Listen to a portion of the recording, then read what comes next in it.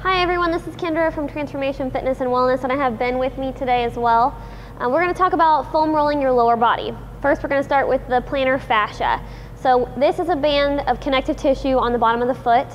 And the reason to treat it would be that you have excess tension on that tissue. So if the bottom of your foot is tight, you'll be able to feel that when you're walking or when you're performing certain exercises, and we know that we need to roll the plantar fascia. So I'm going to have Ben show us how to do this.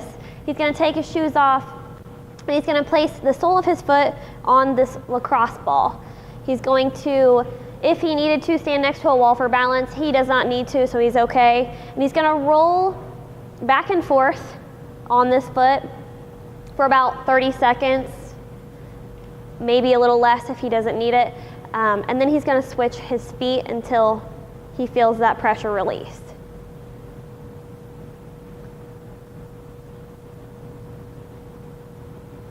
Awesome. All right, next we're going to talk about rolling the gastrocnemius, or which is also known as the upper calf muscle. So the reason that you might roll your calves is because you are tight within that muscle, or you have tightness in the front or the back of the knee as well. So to set up for this, I'm going to have Ben get on the ground. He's going to place his calves on the foam roller. He's going to put his arms behind him and hold himself up so that his butt is hovering over the ground. He's going to roll back and forth, keeping his knees locked as he feels that roll. Now, if you did this and you didn't feel the pressure release, it just wasn't quite intense enough for you, then you'll stack your legs. So we're going to have him put one leg on top of the other, and now he's only rolling this bottom leg here. This is increasing the pressure and the tension on that fascia, which will be a little bit more effective and a little deeper of a stretch for him. A progression to this would be to use the stick. So I'm going to have you stand up for me, Ben, and use the stick here.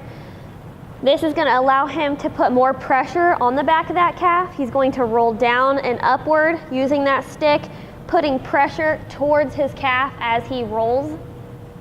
Another way to increase the pressure with this is to use the lacrosse ball on his calf as well. So he's just going to sit down on the ground, place his calf over the ball, and roll back and forth just like he did with the foam roller. Awesome. So the next muscle we're going to talk about is the soleus, which is another muscle in the calf which runs on the sides of the calves here. He would roll it exactly the same way that he did the first time, only this time he's not going to lock his knees. So he's going to keep the knees unlocked, hold himself up, hover over the ground, and he's going to roll the outside of his calf here as well as the inside by turning his feet inward. He's going to feel the pressure on the inside and the outside of the calf there. Remember that the duration of this is going to depend on the tissue quality. So if you feel a lot of pressure here, you're going to want to do it a little longer than 30 seconds. If not, 30 seconds should suffice.